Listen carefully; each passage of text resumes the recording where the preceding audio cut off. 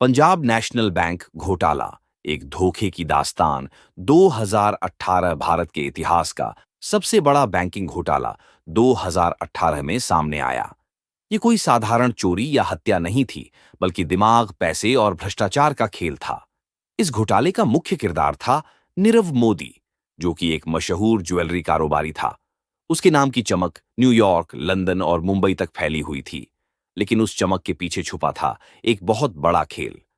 शुरुआत कैसे हुई? नीरव मोदी ने पंजाब नेशनल बैंक पीएनबी के कुछ कर्मचारियों से मिलकर फर्जी लेटर ऑफ अंडरटेकिंग एलओयू बनवाने शुरू किए। यह एलओयू असल में एक तरह की गारंटी होती है, जिसमें बैंक दूसरे बैंक को आश्वासन देता है कि यदि ग्राहक लोन नहीं चुकाता तो बैंक खुद भुगतान करेगा। नीरव और उसके मामा मेहुल चौकसी ने पीएनबी के अंदर कुछ भ्रष्ट कर्मचारियों को अपने साथ मिला लिया। इन कर्मचारियों ने बैंक की आधिकारिक सिस्टम SWIFT का इस्तेमाल करके एलओयू बना दिए, लेकिन इन्हें बैंक की बैलेंस शीट या रिकॉर्ड में दर्ज नहीं किया गया। यानी बैंक को खुद पता ही नहीं था कि उसके नाम पर इतनी बड़ी बड़ी गारंटियां दी जा रही हैं। धोखे का खेल इन फर्जी गारंटियों की मदद से नीरव मोदी ने विदेशों के बैंकों से लोन उठाया। इस पैसे से उसने अपने ज्वेलरी बिजनेस को बढ़ाया, विदेशी शो किए और आलीशान लाइफस्टाइल जीता। कई सालों तक यह खेल चलता रहा और कोई पकड़ नहीं पाया। घोटाला कब उजागर हुआ?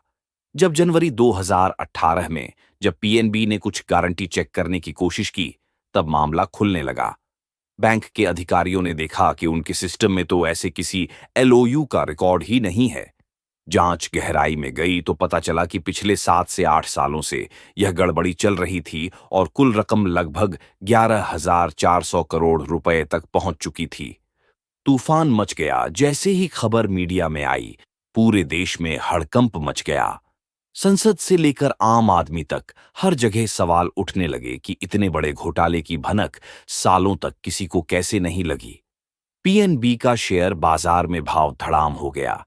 देश के आम लोगों को लगा कि अगर इतने बड़े बड़े लोग बैंक से धोखा कर सकते हैं, तो उनकी मेहनत की जमा पूंजी कितनी सुरक्षित है।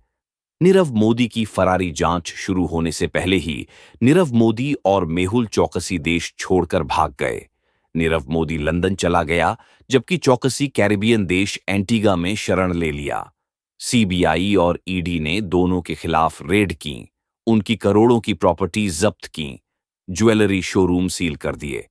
लेकिन असली आरोपी अब भी विदेश में बैठे थे। गिरफ्तारी और कानूनी लड़ाई 2019 में लंदन पुलिस ने नीरव मोदी को गिरफ्तार किया।